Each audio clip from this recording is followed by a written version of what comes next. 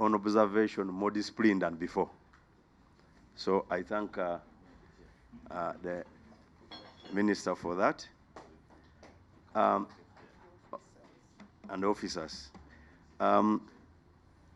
Minister, Chair, used a very nice word, and that is a professional word in the army, by saying that they use reasonable force to get people, which is actually true. But I can say that in the military, what I know is if you don't cooperate, the reasonable force goes off, and then they use a maximum force. So also the cooperation matters to make sure that they do their good job. But on the other hand, Minister, this is the fact. I know there's defending, and there's also talking the truth. There are vehicles that are actually being used by the army without number plates. And personally, I have also observed that. Your number plates are very clear always on the vehicles, and there are some vehicles that don't bear it. Probably you have not come across, but if you go slowly, you will get it. There are vehicles without number plates. And some vehicles used by the military, they tend to cover number plates, either when they're on duty, either that's part of the profession, when you're on duty and yes, certain mission, you cover the number plates, but that happens. The deployment, I comment on the deployment of the army to police in this way. I may need more clarification on that. I don't know, in my own understanding, I think the training of the military goes beyond the police in a certain case. So I don't know whether the training itself matches with the one of police these days. Yes, it's all security. And police is to keep law and order. Finished, end there, no more. But the military goes beyond, military training goes beyond that. So how it is harmonized with the police, maybe we can be a little bit clarified on that one. When you go to Karamoja, the issue with the Karamoja, it's a little bit, I can say it's a continuous process. We can't conclude by saying that you have disarmed and they don't have guns. They have guns. And where they source their guns from, they know it by themselves. But only that what I can know, they're a little bit disciplined than before, because before it was harassment, totally. Because of the disarmament that you carried on there, I think they're a little bit disciplined now with their guns. And I would actually encourage so much that the operation continues as they get and you remove. But also, this element of the Pokot gives these people always to source the guns. I don't know how best you are going to work on that to make sure that these guys don't cross over to attack them. Because when they are attacked, they get angered. They also come and attack us and take the cows out of the anger with the little guns that they still have. So that issue of those guys crossing over them, Minister, I request that you look into it. Security operates. There are other people whom we think should not have guns, but they have guns. For example, when you go to Teso now, the swamps of Teso, certain areas, we have this bararo. I don't think whether when you're looking after cows, you need guns. They are armed. I don't know whether you call them what? No, I don't know whether you call them bararo. These ones who keep animals, cattle. How do you call them? Cattle keepers. They actually have guns. They are armed. I don't know whether they call them bararo or what. Order. Yes, order. Yes, Chankwanzi. Honorable Chair, is it in order for my colleague to call the fellow citizens that they are Balaro, because I know they have an identity from that? Yeah, but that's the common name we know. I think that is the name that I also know. Cattle keeper. Order Rose and company.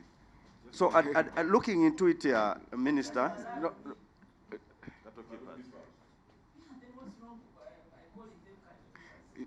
Honorable Rose, you're not going to have a debate without speaking through the chair. So, Minister. Honorable Udwari.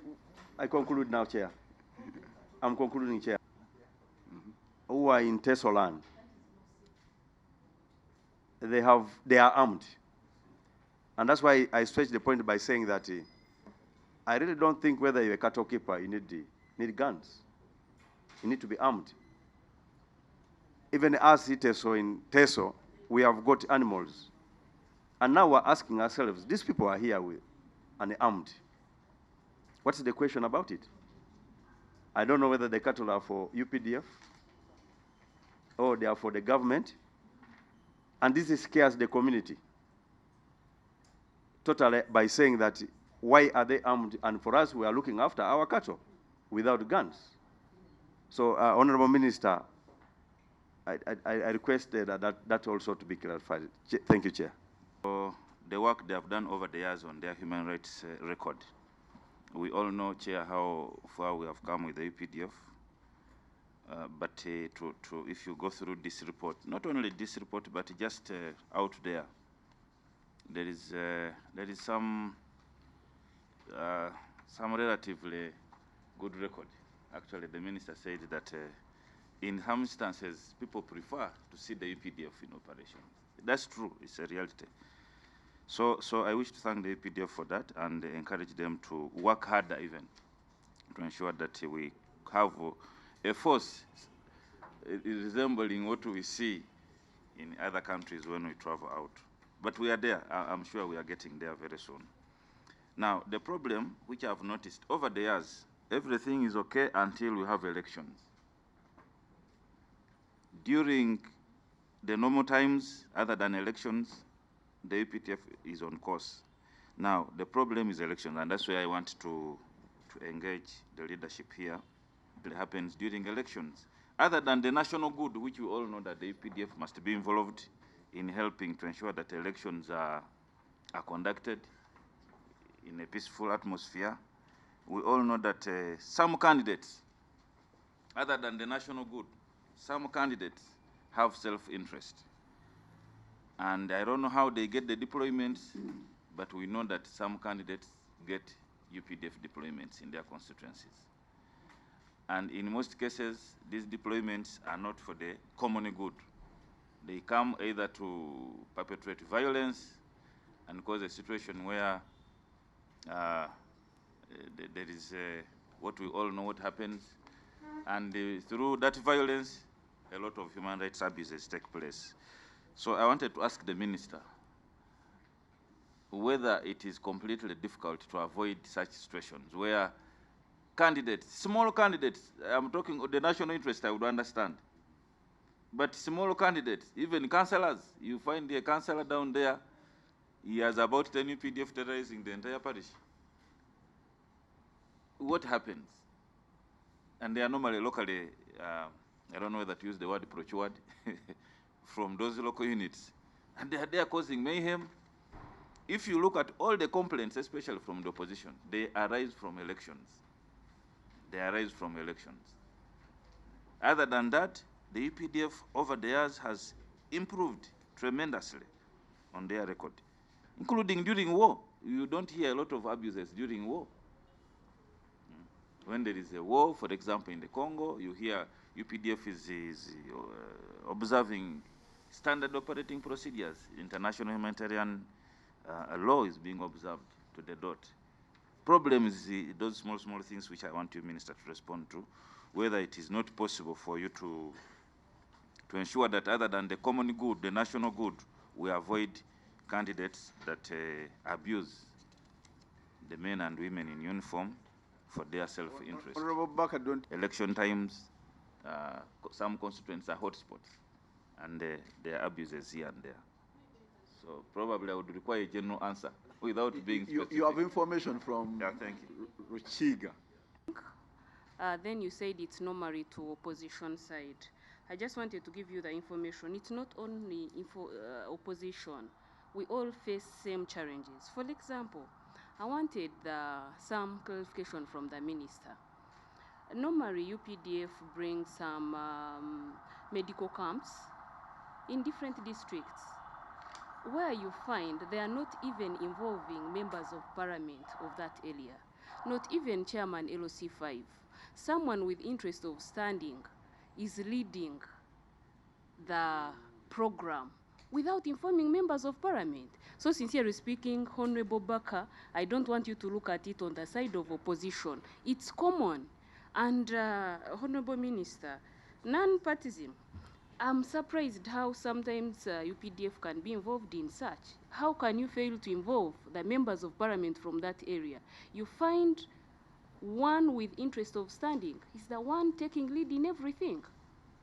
That's the information I wanted to give you, though I have some other issues.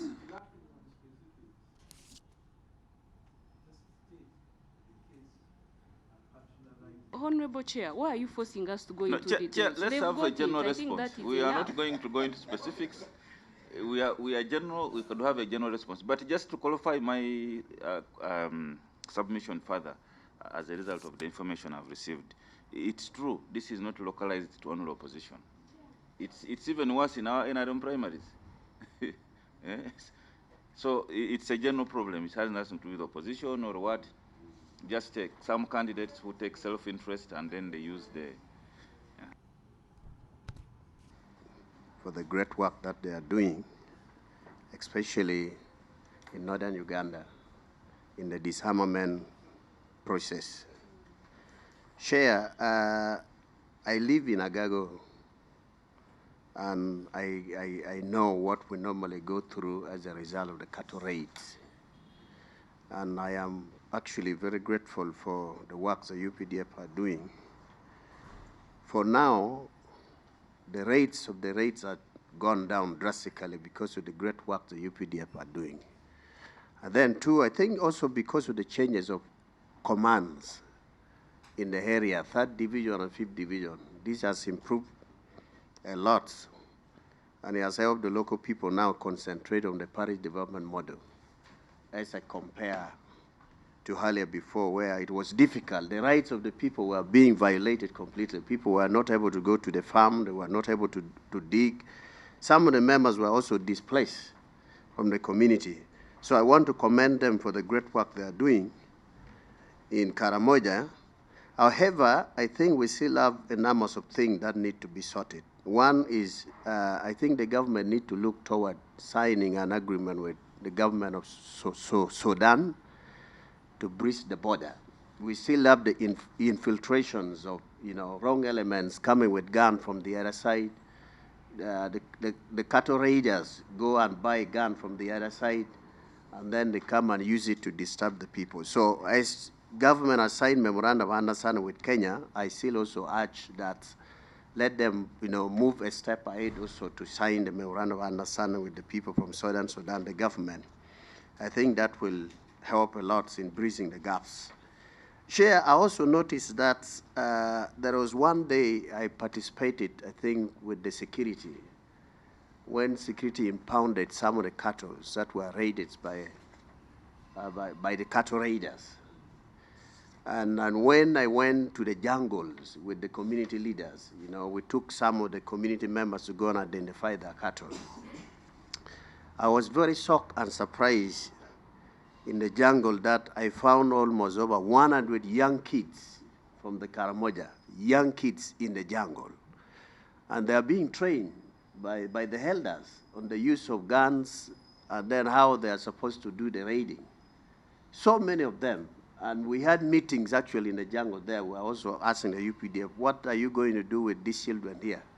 I think the government need to find a way of coming up with a program. If they find these young children in the jungle, they must be taken back to the villages So I don't know, under the UPDF's arrangements, what program do you have when you are doing an operations and you found out that such kind of children are in the jungle? What do you normally do? If you can elaborate on that, I think that would be very useful. And then, Chair, apart from that, I also want to, of recently there has been a lot of increased infiltrations of, wrong element killing people from that side of Amoro, Ajumani, the other area of Apa. The rates of killing has gone high. It has really increased terribly. People are not able to go to the garden. People are not able to go to, children are not going to school. There's a lot of issues there. And I am also wondering, and yet we have a full combatants of the UPDF there. And I was also told that, these people lay ambush to attack the civilian, abduct the civilian, go and do serious, brutal killing. And last week was really terrible. This is Apa, that side of Apa. Last week it was really terrible. We had a security meeting in Gulu with the team, and there was a team from Amoro that came, and they were expressing real serious grievances. People are not sleeping in their houses because these people could come, burn houses, abduct people on the road, kill them with pangas and all that. And we have the full security there. So I need the UPDF, I think you need to take keen interest in that. Because civilians were also giving reports. Wherever they give information to the police on the ground, and then the UPDF, the response is very slow. And sometimes they even see these people running in the jungle, and they inform the security, their response also is very slow. And so community are wondering what is happening, really, what is going on. UPDF have fought so many battles. These issues is very, very simple. That's the government are able to handle it. So I think there's a greater need for security to take on that. Most of the video circulating on social media, that part of Bonyoro, there was one LC1 that was being flopped seriously by the local people. And I think it was on the order of General Taban Amin that the LC1 actually trespassed in one of the land of the investor that was near his place. And community were really terribly beating the man on the order of the general. So I was also wondering whether you're aware of that and perhaps what action maybe has been taken. Finally, Chair, I also want to commend the UPDF for the recent repatriation of the LRA combatants from Central Republic of Africa. I think this has been a very good big landmark.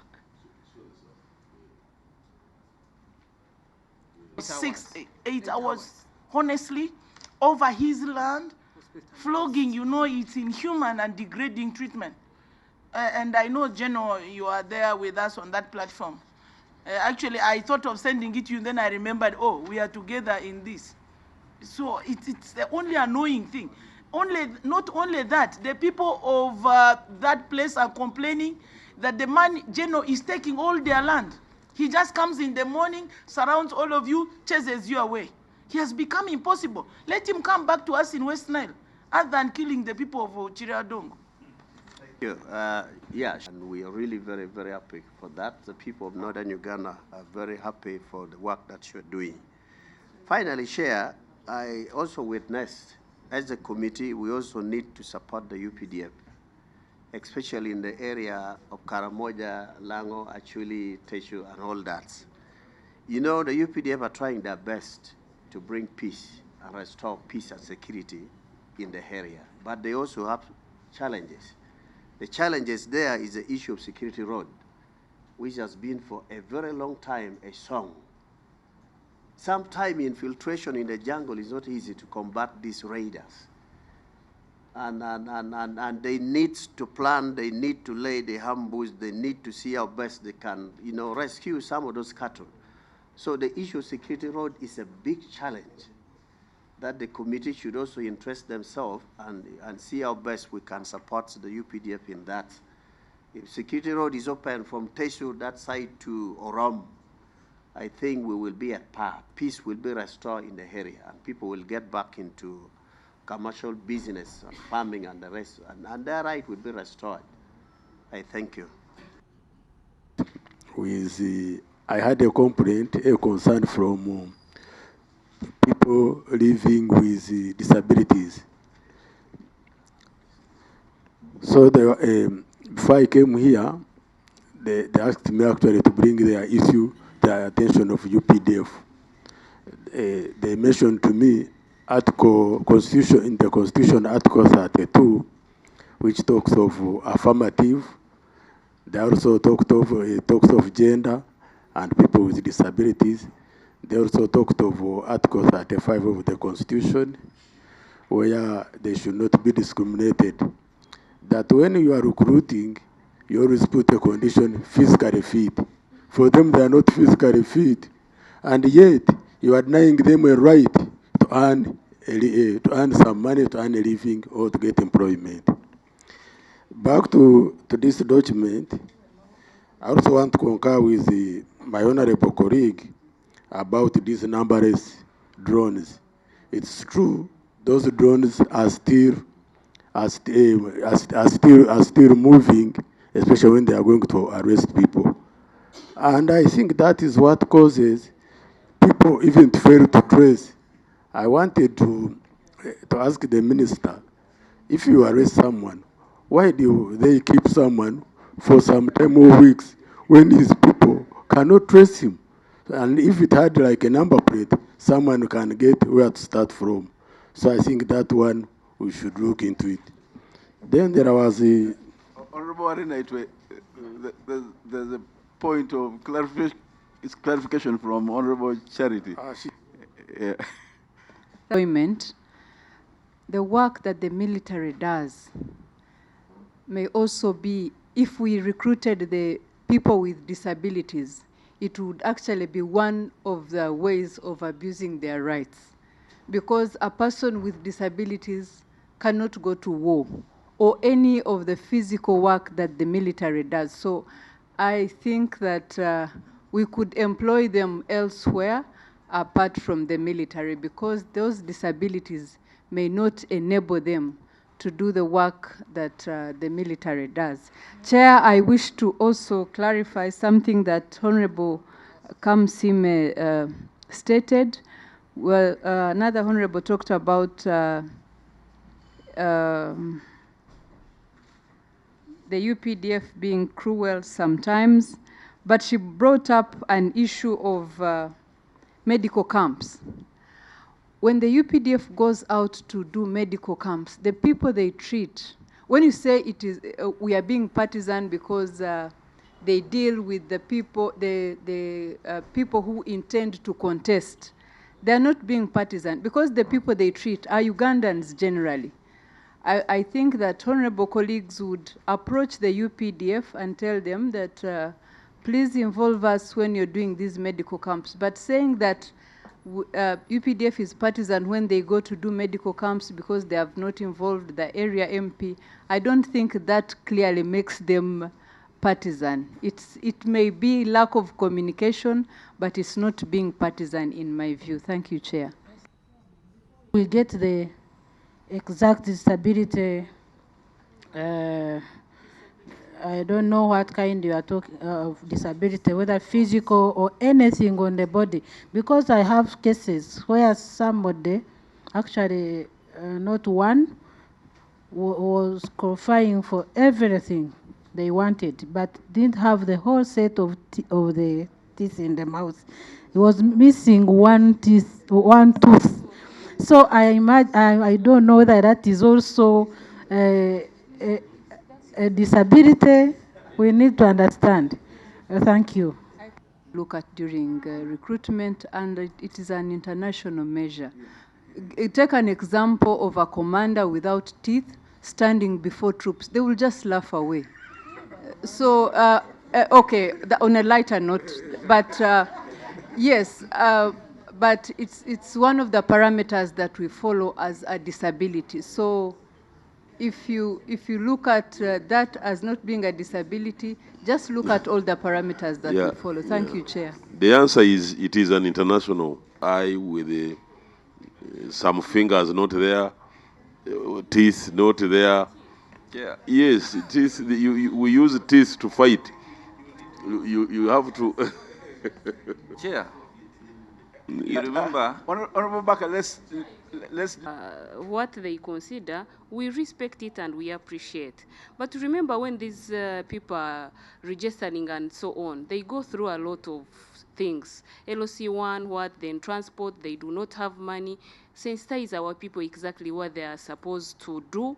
Instead of wasting their time, sometimes they even run from their district to other districts, which is really an inconvenience. So you need to come out clearly and tell us exactly what one is supposed to be having.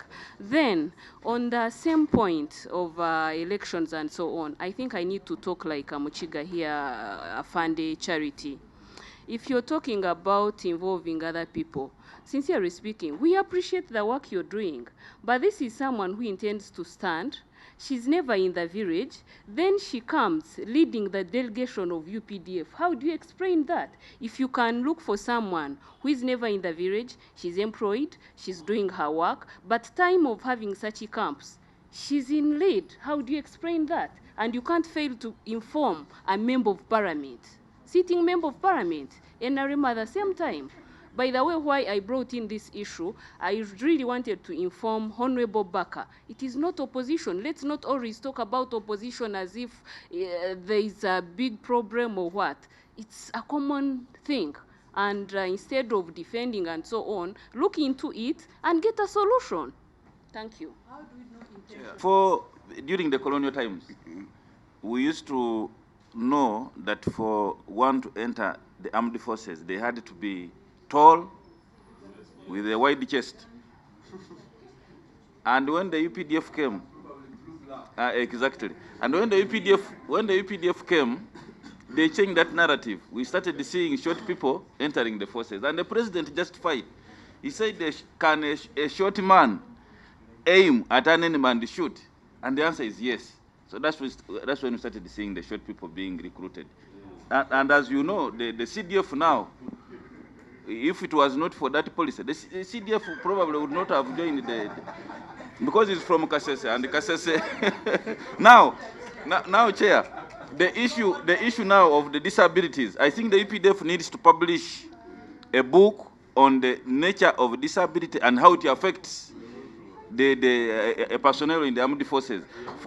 For example, I'm imagining how one tooth somewhere behind, how it affects the effectiveness of personnel in the UPDF. It would serve us well because we get those challenges. After every recruitment, people come crying. I was rejected because of a ringworm somewhere. I was rejected because of you publish. Still on disability, don't you? Criminal court rather than disciplinary. One, you remember even voting polling stations were moved from the barracks. They are always outside. That was for that reason. And we were talking that it's not only the opposition. I, for one, I was a victim in the last elections, but good enough, I won the election. And you know, when you won an election, whatever happens, you leave it, you forget and leave it behind. So I was also a victim by UPDF. Then number 8, committee recommends that government limits deployment of army to doing police work. I actually support it. If now you go and see the whole police force setup now, it's actually UPDF. So I think, I know it might be beyond the powers of the minister, but I think it's a concern that because number 1, number 2, number 3 in the police now, I think it is the UPDF, even heads of department. So I think should be looked at. Lastly, I want to appreciate the work UPDF you are doing, because now, if you see where we come from and where we are now, at least you are doing a good work. I'm even happy I have my OB, Major General Masco, we are together in HSC, but now I appreciate we are doing a good work. Thanks. I wanted to know on the issue of involving journalists. And I've seen in your response, Honorable Minister, you said you inform them. I just wanted to know what kind of communication do you use? And do you involve all media houses? What's the criteria? That's one issue I wanted to know. Then the other issue I wanted to talk about is on number 5. Especially some districts on borders. Number 5, UPDF operation should create, especially some districts on borders where we have detached and so on. How often do you change those soldiers? Why am I asking? They overstay, end up starting businesses, you find they are colliding with local people, you understand what I'm talking about. So how often do you change them? I have a suggestion or a request, at least if you can always change them, not to overstay in an area. It doesn't really help us at the end of it. All they mingle with local people and create more problems, especially in the district. Thank you so much. That they saved the face of the UPDF so far. Me, I appreciate as an individual, because even in Chankwans, I have 2 barracks. Kayanja barracks, they are my neighbors, but we've never got any bad information from those people. Another thing, Chair, this information that even I'm sure that these UPDF people love the disabled people, because Kayanja is a barracks of the disabled. When they got injuries, they were collected and put in that same thing. So I think they don't just disassociate with them, but because there are some facts why they don't use the disabled. Lastly, in Chankwas, there are some people who say that they have got numbers. There are once your people in UPDF, and they got numbers. They codes all numbers. You call them numbers, I think. After when you join, you are given a number. But some are saying that when they left, till now they've never been paid. How do you advise us to guide them?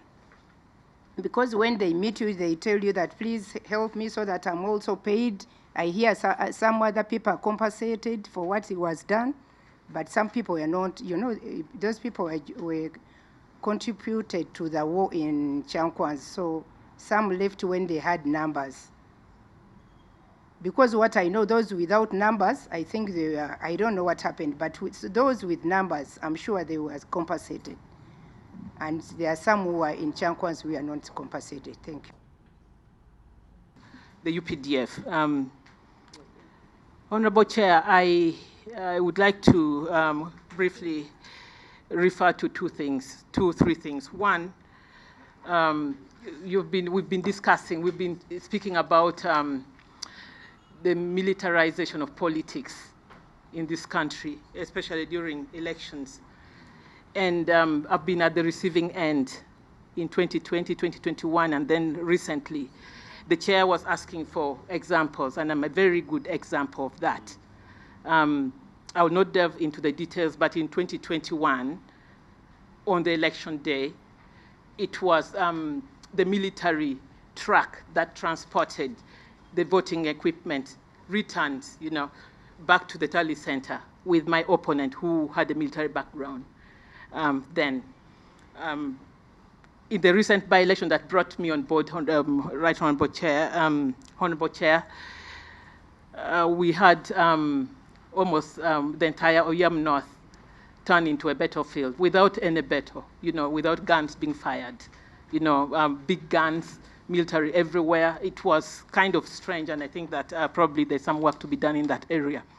But back to the report, I would like to thank the minister very much for his report, which is very informative, being my first time to interact with the ministry. But I think I would like more, with all due respect, Honorable Minister. I think that there are sections that are quite basic. I don't know whether this is the design for this committee, that the reports come without without evidence base, for example, without figures, for example, without examples. It kind of, for me, it would present a problem next time if I want to gauge if we've actually moved from point A to point B. I would like to know if that is possible, maybe in your next reporting, to cite figures. Honorable Appeal, Yes, we had almost a 2.5-year interface with the UPDF. The committee made recommendations to Parliament that were adopted by way of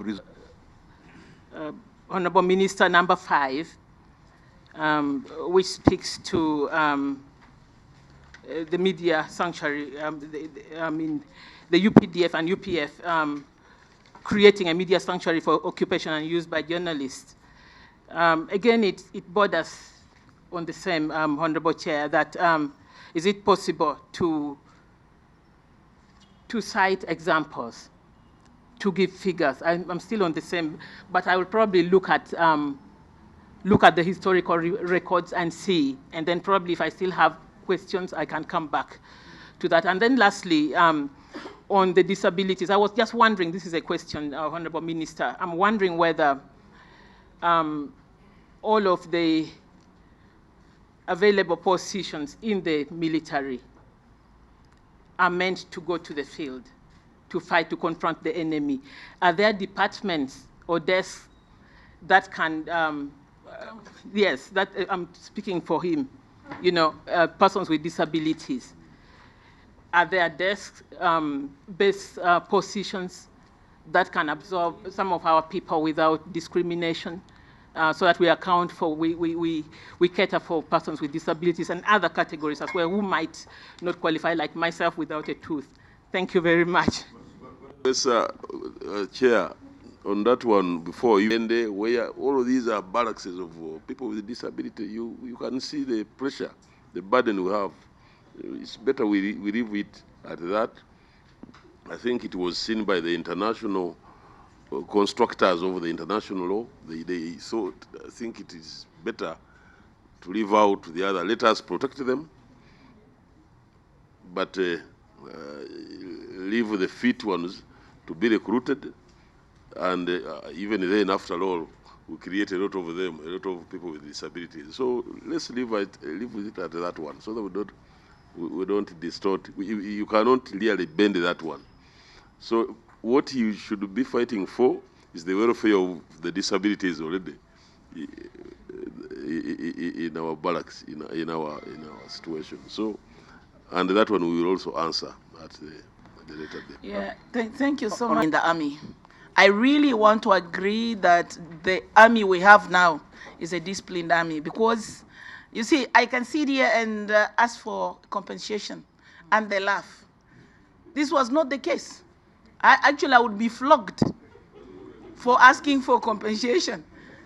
But even then, these guys had disappeared because we didn't have a camera around Mulago mortuary area there. But when they were traced, they said, yes, we knocked her. We knocked her because they blocked where I could jump from. I jumped through, you can't believe what I did. But because I'm almost like a Mulalu, I was able to jump and maneuver and come out. I don't take offense for that word, by the way. And when they saw, I said, I'm NRM, I'm member of parliament. If you can beat my brother, what would you do to opposition? I need you more than anybody. And they say, oh, honorable. And they drove away. This is discipline. They would, if it was those days of, they would even flog both of us. So I want to appreciate you for discipline. It's a really highly disciplined army we have. I would even prefer army to police. Without army, for me, I would not have been in parliament. Because Terego stayed for 3 days, they could not declare our results until Brigade 409 drove and said, what's happening? What you are hearing in Koboko was nothing, because I was battling with the minister's wife. So Army said, we need the NRM results. I owe you. But this does not mean that you cannot compensate me. And now I'm requesting for a barracks in Terego. Kindly, I need a barracks in Terego. We have a lot of challenges with Madiokolo. The fact that two refugee camps in Terego were named after Rhino camp, which is in Madiokolo. Madiokolo is asking, why did you pick a name of our thing to be named in Terego? We cannot even get this money. Ministries are fearing, they don't want to pay us. Money for Terego is going to Madiokolo. You don't understand what is happening in this government. I was threatening, if need be, to marry somebody near a president. Because I suspect this is because my sister, please, the eyes have it. Nearer, like where Okia is, so that I am able to also help the people of Terego. I thought you were proposing to marry Charity. No. We have just passed that law. Charity has a brother. In fact, you are a better option. So because of that, we really need a barracks. You can see the number of police is now very, very few and dwindling. In some of my sub-counties, we have 1 police officer, others we have 2. The highest, we have 3. We don't have motorcycles. I want to say, Honorable Minister, it's an insult. You find a minister with the 3 or 2 lead cars. What are you doing with these cars? It is too much. Who needs you? It is too much. We are abusing. Terego has no security. We don't have vehicles for our police. Now you are in defense. This is all under defense. We need vehicles for police. We need vehicles. Actually, why I want army there, maybe we'll have some of these lead cars in, the ones especially for army in Terego, to see to it that the refugees fight a lot. They fight, and the fighting escalates to the host community. Because when they start fighting, others run this way. They come with the bow and arrow, because, you know, and guns. There are so many refugees who come back in the in the camps with guns. So I beg, let's have something in Terego. The road, we pay for road. If you didn't know, we pay. But you stop us from using the road. If the president is passing that way, at times the president is not, by the way, in the car. We now know how the president sits. We look for that spot. The man is not there. Why are you stopping us? Let us enjoy that road, the Entebbe Express Road. And you are parking vehicles there. These vehicles would be used for other things. Fuel wastage. You see, Muse is so calm. I don't know why you are fumbling. What is the problem? We want to understand why you are insecure more than the president. You are very insecure. Kindly, you let us feel we are Ugandans. And I want to say a word on this thing of international law. Internationally, the so-called people who gave you the international law want to promote and need homosexuality. In Uganda, we said no. I want us to move along that direction. In my culture, we remove teeth as part of beauty. Actually, I'm not beautiful. To have all my teeth, oh, no. This is bad. So the president says colonialism. There is patriarchy.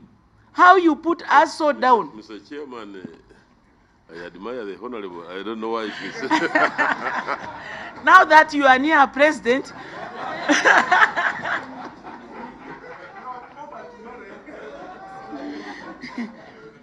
and it is African to do some of those things. And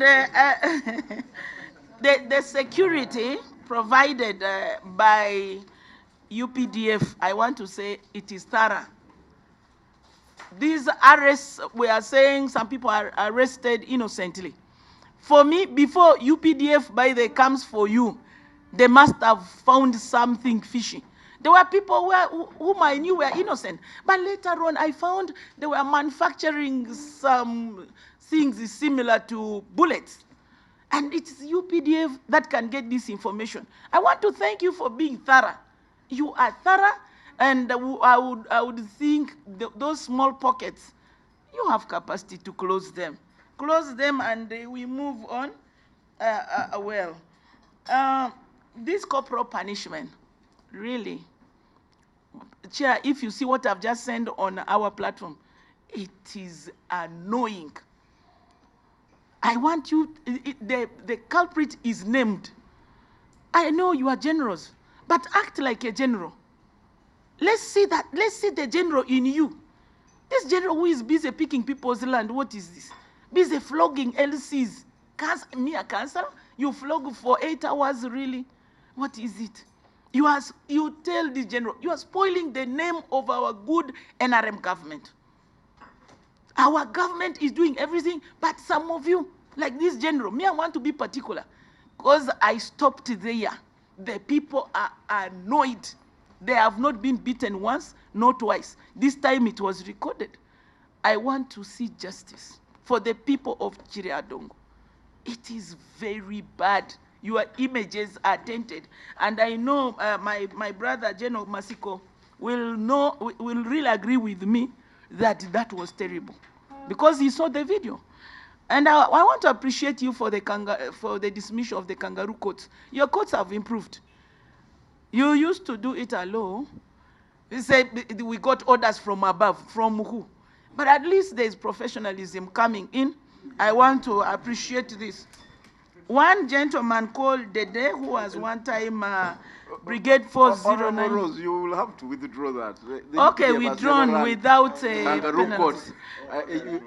I'm a former prosecutor in. Yeah, but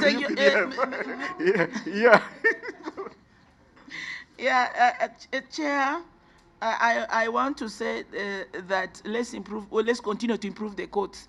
You know that there are loopholes everywhere. Maybe that day you are not the one prosecuting. Yeah, but this is it. And lastly, I want to say that the Karamoja issue, I just came from Karamoja a week ago. We still have a lot of pockets of insecurity. Women are still being raped, because we had an interface of a girl around 20 years old was raped, multiple by the raiders, but they say that Tokana still come in. So you need to do a little more, and they say we still have the raiders. You would see they are white, they are pale, they are stressed, they didn't know where to go. Women suffer more from these raiders. And also the UPDF, I want to thank you for keeping the cows of the Karamojongs, but they say these cows rarely produce, meaning something is happening. The raiders are raiding and some people are taking, they said if the cows were with them, if somebody gave 40, by now it should be around 50, 60. But the cows remain 43, 40 something. So they are complaining. This is from Karamojongs. So you try to check those who are keeping the cows, but they appreciate that the cows are at least safe. Thank you. So you expect the UPDF to do criminal elements where people want to pick stones and throw at an armed person. It is wrong, but if you could hit them hard with rubber bullets, I think they could stop it. Hit the ones, you know. Let's find a mechanism. What happened in West Nile recently, where we have lost several people in the exchange, was so terrible. And lastly, the issue of corporals. Those ones, you know, my grandfather was a soldier. They said those ones who serve porridge are rarely promoted. Most of you are being promoted every day, but the other people, what's happening? And those ones I know are supposed to be promoted by you. Especially when there's no war, when they are now calm, and there's a porridge prepared in Bombo barracks. The ones who have one hand white, I don't know how you call them.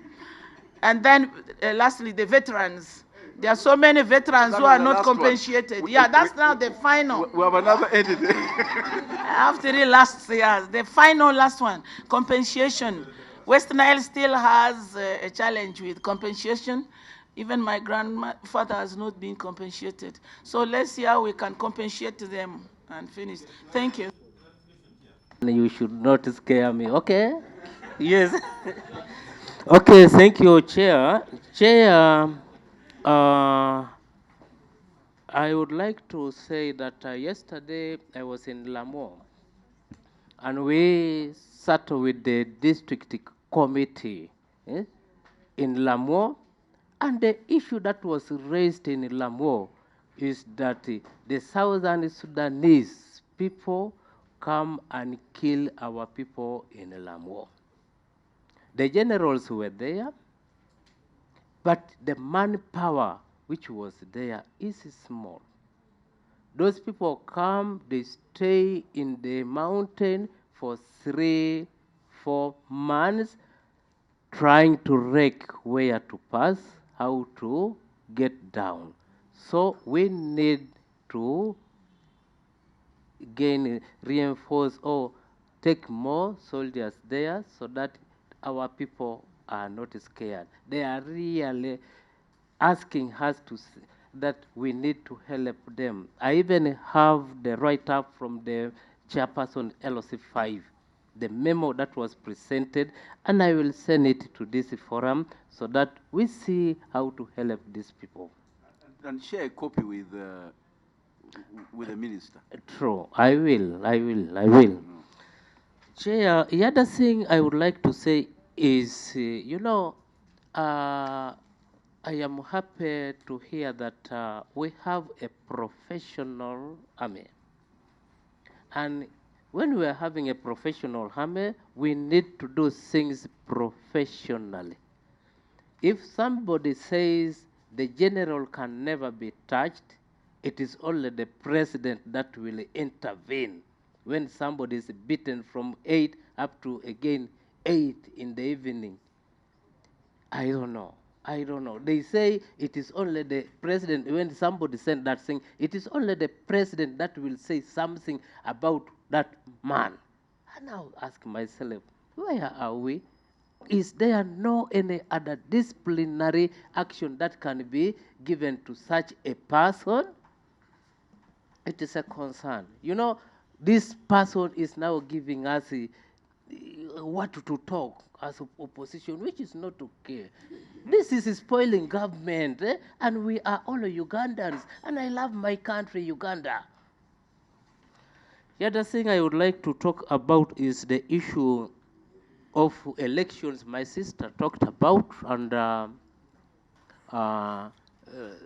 Dokolo are going to be victims.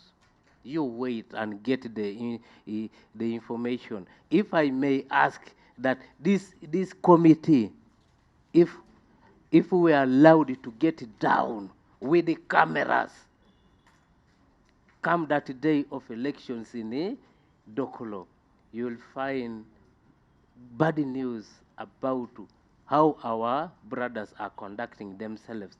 They don't want to miss elections. They want to say that because we are in a ruling government, everything must be in a ruling government. I don't see any country that does not have opposition.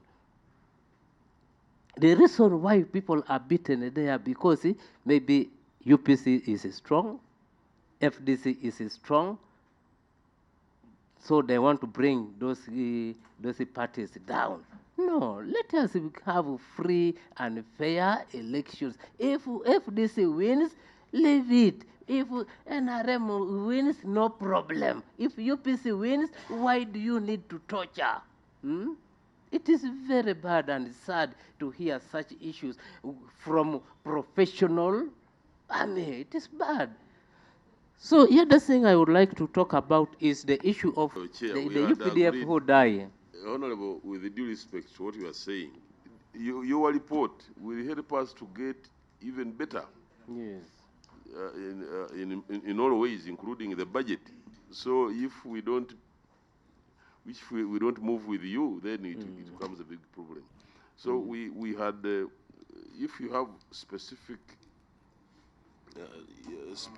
around this, there's no problem. You can even tell us the incident, who did what, because for me, when I see when I see you as a honorable member, I know that you won the elections. So I don't know. Specifically, is it the UPDF that helped you to win? No, they can't help me to win. Instead, they will help me to lose.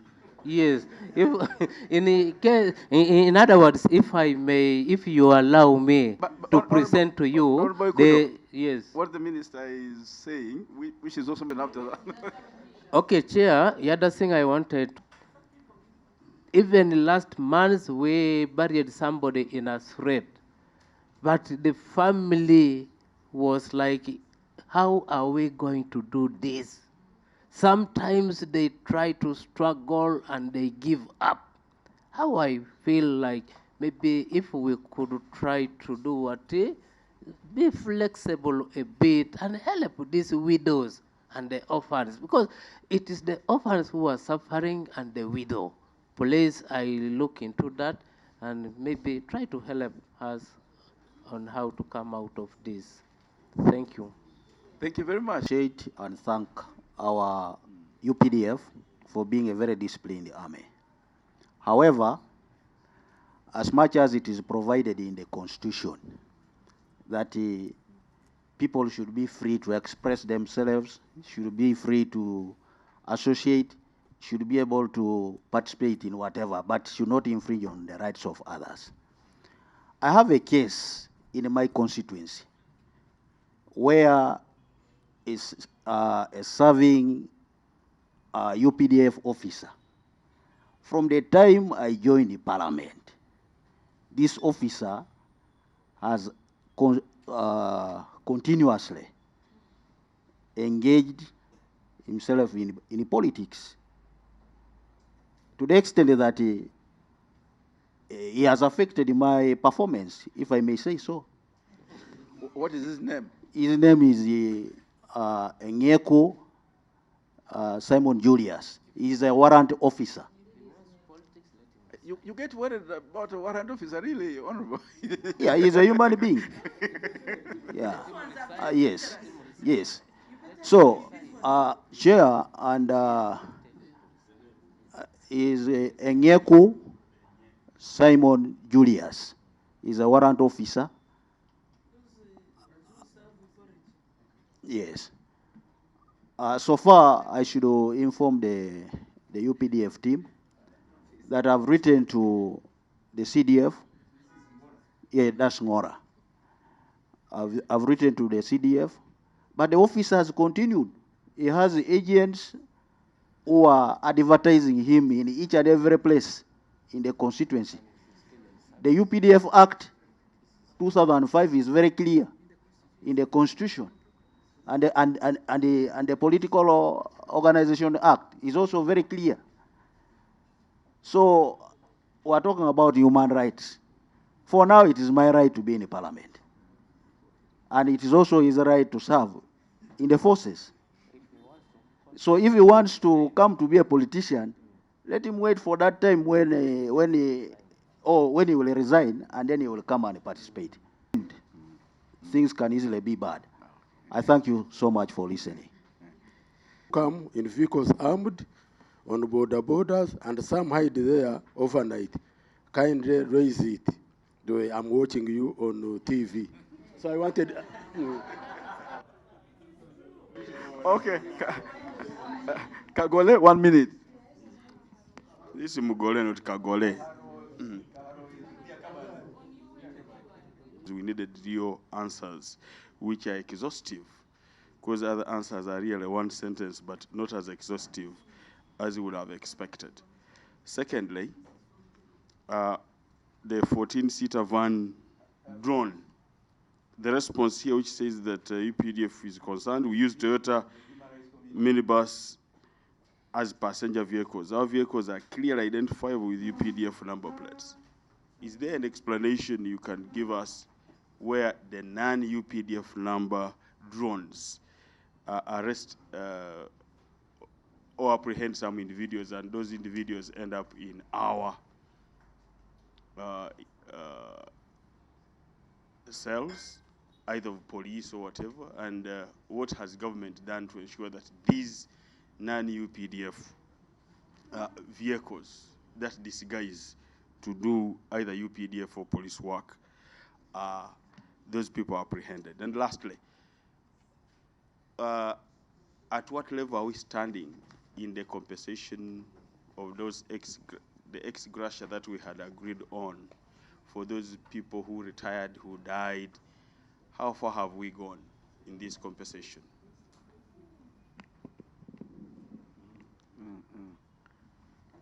And there was also a sticking issue of the payments to our servicemen in Somalia. What is the status? Honorable Babazi?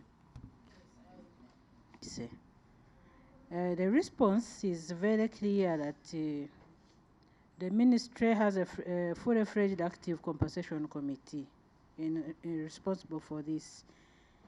But the issue that the Honourable Minister raised was the budget. Compensation, but also other compensation like ex-combatants. We have data. All the data has been worked on, and now we have, and what we present, and what we are going to present during the Ministerial Policy Statement during our presentation is exactly based on that data, that this is the money we need, but the MTF is only providing for this. So we keep remaining with that gap, and we present it according to that data. So it is, the data is now there. We are fully computerized. I think the problem was the original, those people, somebody mentioned them, those who had numbers, they left, some of them deserted. The president is, we are consulting with him. He has shown indication that he could take a presidential pardon, and because when you desert, it is illegal. It's already, that is illegal, and you are not supposed to be. But we all know the history of our country. Some of these people helped, and they were not ready to go further into the army, but they really brought about the peace we're enjoying. So we are discussing it with the Commander-in-Chief, and we hope he has, in cabinet, he gave his guidance, and now we are discussing it with the Attorney General to see legally how it can be accommodated. Either they get ex gratia or something like that. So it is on the table as I talk now. So those are the ones that have really a big problem, because we keep calling them. We keep, you remember even last year we had a whole big exercise. We involved the judiciary. The Chief Justice gave us all these judicial officers to be at sub-county level, just even to give these people a chance of making, because they have lost papers, they have done all of this, but we gave them even a chance to swear evidence before the judicial officers, so that we get all of this backlog out of the way. So those are the ones where we have problem. But after those who joined the army and they are retiring, the data is very correct. We have no problem. So we are moving on well, and we want to again. We have received these queries since you are short of time. Still, we are going to give answers to them. We are going to write and give answers to them. But nobody is above the law.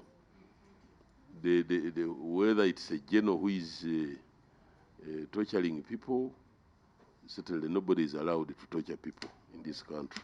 Nobody. So we have to assure the members and the general public that that issue will be investigated, even from here. It's going to be investigated, and we are going to give our answer in writing about that, what steps we have taken. Honorable Vice Chair, really the committee in your powers really have to also help us to make sure that we get this money to pay off these people. Really, we feel bad even as managers. Even the commander-in-chief, we cannot, things, we don't want to show that it's Yame wanting everything, but quietly, somebody who served really should be considered. So the committee can assert itself in this one. And Honorable Dokoro, I lived in Dokoro for some time, but I want to assure you, sir, Honorable, that our soldiers, those who are even deployed under the police to do civil work, they know the good, they know the bad. They are trained to know, and they are responsible as individuals if they divert from the normal. So we are going to, that's why the chair, because we also consulted him, that the members should be kind enough to give us. We don't have this solidarity in crime in UPDF. There is no solidarity in crime. If somebody has made his whatever, he knows, he or she knows what is good, what is bad, and he must carry his cross. So, Honorable Chair, members, we will be happy to get specifics, and we will handle them.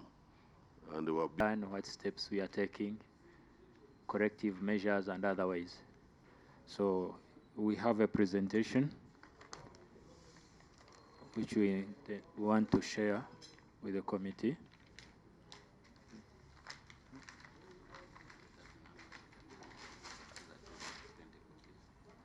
I hope those are enough. There is a forwarding letter which is being received by the office of the clerk. We can provide more copies just in case you don't have enough.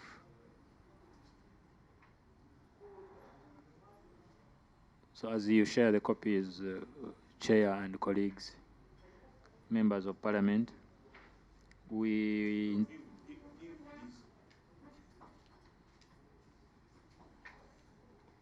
intend to present a statement of our accountability as far as human rights is concerned.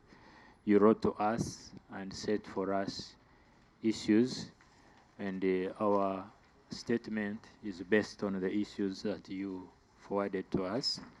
I'm going to request Mr. Pius Virubonwa, our Deputy Solicitor General, to read our presentation. Thank you. Pius, hold on a minute. While Doug was making his comments, we were joined by Honorable Government of Uganda is committed to the meaningful realization of the rights of individuals. The committee is in line with the undertaking bestowed upon government by the National Objectives and Directive Principles of State Policy under Principle 5 of the 1995 Constitution. Principle 5 provides that the state shall guarantee and respect institutions which are charged by the state with responsibility for protecting and promoting human rights by providing them with adequate resources to function effectively. It is against this background that Uganda has experienced a progressive improvement in protecting and promoting human rights, notwithstanding the challenges. To state of human rights in the country since January 2022 to date. 2.1, civic education and Article 52 of the Constitution. Article 52 of the Constitution, and in particular 52(1)(g), mandates the Uganda Human Rights Commission to formulate, implement, and oversee programs intended to inculcate in the citizens of Uganda awareness of their civic responsibilities and an appreciation of their rights and obligations as free people. This is complemented by citizen empowerment programs by the Judicial Service Commission in accordance with Article 147(1)(c) of the Constitution. There has been success in the multidimensional approach to building public awareness of human rights through public debates and interactive media talk shows on human rights issues. The sustained public awareness on human rights standards and citizen responsibilities has progressively grown since 2022 from limited human rights mandated institutions of government to a broad responsibility involving non-state actors. Previously, the empowerment was physically done. However, it has now enhanced to online-based citizen empowerment activities due to the growing embrace of social media platforms and since the outbreak of COVID-19. The government, together with its institutions, in collaboration with private stakeholders and civil society organizations, carry out civic education to citizens among the population. The government has also undertaken the translation of the Constitution of Uganda into several indigenous languages, namely Runyankore Ruchiga, Runyoro Rutoro, Ruganda, Rufumbira, Ateso, Runyara, Leb Acholi, Leblango, Lusoga, Lumasaba, Lunyole, Lugwere, Aringati, Lugbarati, Maditi, Duadola, Dualur, Lukonzo, and Ngakaramajong. In addition to these, a translation was made in Kiswahili as a commonly used language. These translations represent 60% of the indigenous or native languages that are spoken in Uganda. There is also a Braille version of the Constitution to cater for citizens who are visually impaired. These translated copies have been disseminated to the relevant indigenous committees within Uganda. 2.2, the National Action Plan on Human Rights. The National Action Plan on Human Rights has been a recurring demand from international and regional human rights bodies, and its development is a result of a voluntary pledge by Uganda at its initial review under the Universal Periodic Review Mechanism. The relevance of the National Action Plan on Human Rights to Uganda is based on the country's human rights history, but more importantly, on the need to identify clear steps and timelines for improving the protection and promotion of human rights in the country. The draft National Action Plan on Human Rights provides a planning and coordination framework for facilitating the effective implementation of a comprehensive policy and legal framework for human rights matters, Sustainable Development Goals, the SDGs, and accepted recommendations from the Third Universal Periodic Review, the UPR3, with a goal of progressively entrenching a human rights culture in Uganda. The National Action Plan on Human Rights is yet to be approved by Cabinet. However, its implementation is ongoing through targeted activities and interventions by various government institutions within the overall framework of their specific mandates. Constitutional Affairs is in the final stages of developing a National Action Plan on Human Rights, 2024-2027, which outlines strategies for promoting and protecting human rights, including measures to address discrimination and ensure equality before the law. One of the priority areas is to strengthen enforcement of laws against harmful cultural practices and creating awareness for cultural leaders.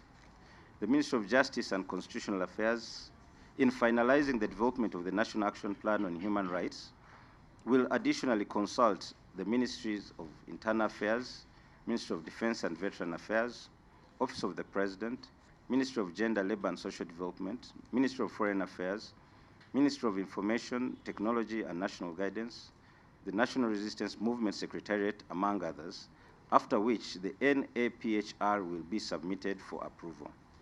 Once Cabinet approval is obtained, the Ministry of Justice and Constitutional Affairs will engage the Ministry of Finance, Planning and Economic Development to provide funds for the implementation of the National Action Plan on Human Rights by all ministries, departments, and agencies.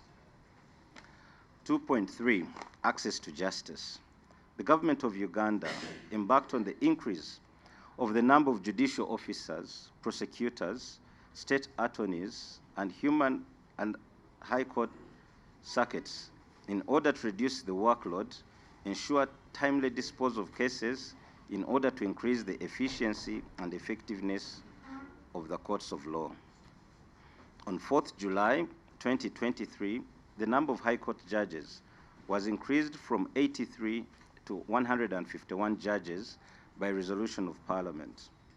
The Judicature Amendment Act 2023, Act number 3 of 2023, increased the number of justices of the Court of Appeal from 15 to 35.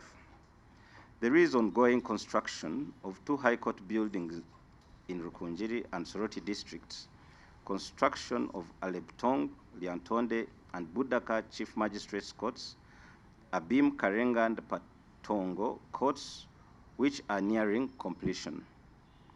There was procurement of 51 vehicles for justices and judges, registrars and magistrates across the country in hard-to-reach areas to facilitate locus visits, inspection, and monitoring, among others. The judiciary has created 38 new High Court circuits in Apach, Bujiri, Bushenyi, Dokolo, Entebbe, Ivanda, Kasese, Kivoga, Kitgum, Kumi, Rugazi, Moyo, Nebi, Ntunga, Mupalisa, Patongo, Rakai, and Wakiso, among others. 24 of the Constitution prohibits subjecting any person to any form of torture or cruel, inhuman, or degrading treatment or punishment. Article 44A further makes this fundamental right non-derogable. The Prevention and Prohibition of Torture Act 2012 was enacted to give effect to Article 24 of the Constitution and to domesticate the Convention Against Torture and other cruel, inhuman, or degrading treatment or punishment. The government also enacted the Prevention and Prohibition of Torture Regulations 2017 to operationalize the Act. The regulations provide a complaint and investigation procedure, among others. Security agencies have taken steps to ensure adherence to the Prevention and Prohibition of Torture Act 2012. The Uganda People's Defense Forces has a human rights training manual in place that has been integrated into the military training curriculum, and the Uganda Police Force passed a human rights policy to improve the operating framework and to strengthen the police officers' observance of human rights. The Uganda Prison Service Standing Orders 2017 incorporated the Prevention and Prohibition of Torture Act provisions, including prohibition and criminalization of torture. There is also use of technology through acquisition of modern equipment that aids investigations and interviews to ensure that the same are carried out in a manner that is compliant with international human rights standards. Surveillance tools among security agencies have also been installed to monitor the actions of the security personnel to eliminate torture as a method of extracting information during interviews. This has led to the reduction of torture allegations against security agencies as per the Human Rights Commission annual reports. His Excellency the President has publicly issued several directives to all security agencies with regard to zero tolerance to torture in the course of their duties. Additionally, a circular warning from the Inspector General of Police was issued to all police units in Uganda, warning that police officers will be personally held accountable for their torturous actions. This is in line with Section 10 of the Human Rights Enforcement Act of 2019. Other than the Human Rights Commission, there are external oversight mechanisms for monitoring and ensuring compliance of human rights, which include the Standing Committee on Human Rights, the Sectoral Committee on Defense and Internal Affairs, the Inspectorate of Government, and the Cabinet Standing Committee on Human Rights. In respect of Uganda Prison Services, Section 109 of the Prisons Act 2006 provides for visiting justices who carry out impromptu inspection of the detention facilities to monitor human rights observance, awareness, and adherence. The government of Uganda considers the recommendations of the Human Rights Commission and implements them to the greatest extent possible. Prohibition of torture. In order to enhance the capacity of security agencies to prevent acts of torture, UPDF, the UPF, Uganda Prison Services, in collaboration with the Uganda Human Rights Commission, civil society organizations such as African Center for Treatment of Torture Victims, Human Rights Center, Uganda, have continued to train officers on the use of non-coercive means of extracting information and on the provisions of the Prevention and Prohibition of Torture Act in order to prevent torture. Over 95% of the prison staff have undergone human rights training as one of the basic modules at the Prisons Academy and training schools. The Legal and Human Rights Department of the Uganda Prison Services visits the prison units regularly to sensitize the staff and prisoners on their human rights and obligations. A finding by the Human Rights Commission or court for a violation of the right to freedom from torture or cruel, inhuman or degrading treatment or punishment or violation of any other human right may attract an award of compensation against the perpetrator. Enforcement of human rights awards is often a protracted process that is subject to availability of funds for payment of awards. Government prioritizes human rights compensation awards. The Ministry of Justice and Constitutional Affairs follows up with the different ministries, departments, and agencies to ensure that tribunal and court awards are paid to the respective victims. For example, the Ministry of Defense has in place a compensation committee to ensure that awards to victims of human rights violations are paid on time and prioritizes payment of compensation awards related to human rights. There is also a dedicated desk at the Uganda Police Force to follow up on tribunal awards and ensure timely payments. The Uganda Human Rights Commission has an existing database that is used to track the implementation of human rights recommendations, as well as awards. The human rights database is centrally accessed by most MDAs to track the implementation of human rights recommendations and awards. The Ministry of Justice and Constitutional Affairs is working closely with the Uganda Human Rights Commission to introduce and integrate into the human rights database all MDAs for ease of follow-up and tracking of tribunal awards. The payment of outstanding compensations by the Uganda Police Force is still low owing to limited budgetary allocations. The Uganda Police Force has, however, devised a number of strategies intended not only to settle payment claims, but also deter police officers from engaging in human rights violations in the course of duty. The strategies include invoking individual responsibility against violators to pay their awards to the victims in accordance with Section 10 of the Human Rights Enforcement Act 2019, sensitization of officers on the effect of the human rights violations to avoid new cases, lobbying for more funds to clear the existing areas, among other measures. 2.5, prison decongestion. The government has undertaken a prison decongestion program in prisons under Article 121(4)(b) of the Constitution. The President may, on the advice of the committee, grant a person a respite, either indefinite or for a specified period, from the execution of punishment imposed on him or her for an offense. On 22nd April 2020, His Excellency the President of Uganda pardoned 833 prisoners countrywide through the prerogative of mercy as a measure against the spread of COVID-19, the coronavirus, by decongesting the prison facilities. On 3rd January 2022, 78 Ugandans and 1 Venezuelan were pardoned.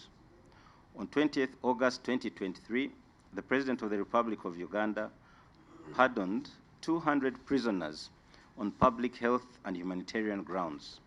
And most recently, on 17th January 2022, the President of the Republic of Uganda pardoned 13 prisoners.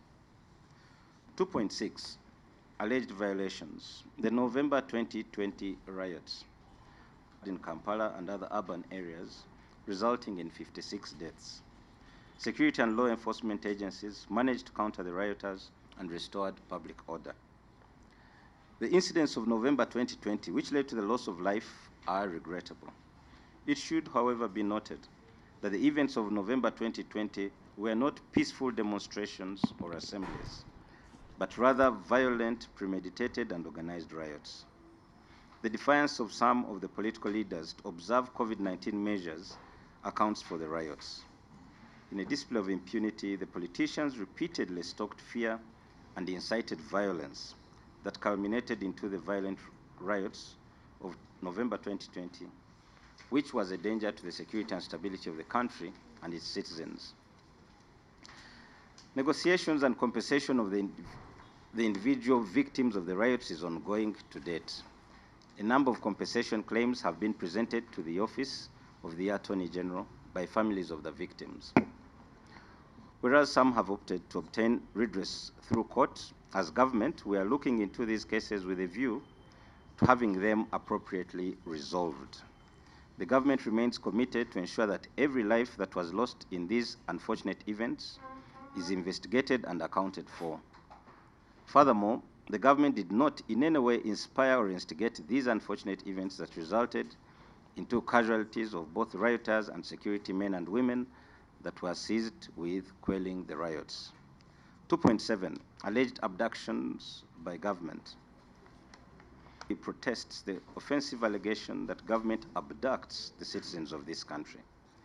It is derogatory because the government does not abduct, but rather arrests people for various reasons as enumerated under Article 23 of the Constitution. Allegations that government abducts people is to impute that the government leads someone away by force or fraudulent persuasion. Government cannot rule out the fact that the word abduction is being misused since most of the allegations have been investigated. Government arrests suspected criminals and has not abducted nor does not abduct any person. An arrest undertaken by a police officer cannot in any way turn into an abduction. Government has taken time to scrutinize the list of allegedly abducted persons submitted by the various security agencies, and we found that some of the alleged abducted persons were arrested and are undergoing prosecution over various criminal charges in the competent courts of law. The alleged abductees belong to the newly formed rebel outfit called Uganda Coalition Force for Change.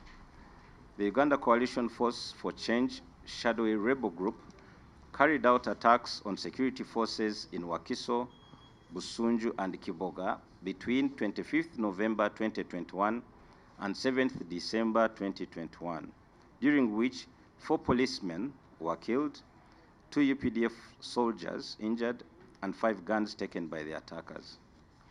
Security forces reacted and arrested 23 of the group's members, all of whom were charged, arraigned, and remanded. 5 guns were also recovered. The rebel group leader, Ewan Ndugwa Semogere, was also later arrested and charged and presented before court. Government is committed to account for every single life of its citizens. Uganda is, however, mindful that some people in conflict with the law may deploy political tactics as a defensive measure to evade criminal liability and justice, which may occasion a miscarriage of justice. Mode of effecting arrests.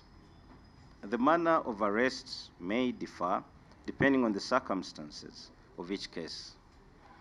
Police and sister security agencies have different methods of effecting arrests, and this depends on the type of crime, attitude of the suspects, and nature of the environment.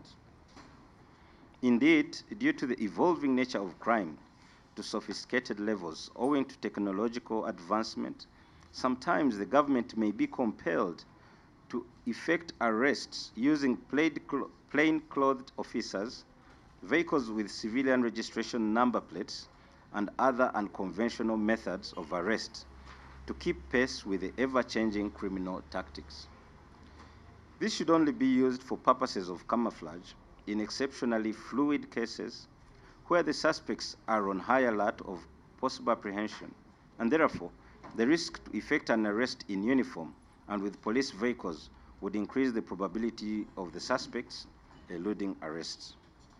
Even where this method is used, the security personnel are still compelled by law to detain the suspects in gazetted detention centers, and to inform the suspects of their rights in accordance with Articles 23, protection of personal liberty, and 28, the right to a fair hearing of the Constitution.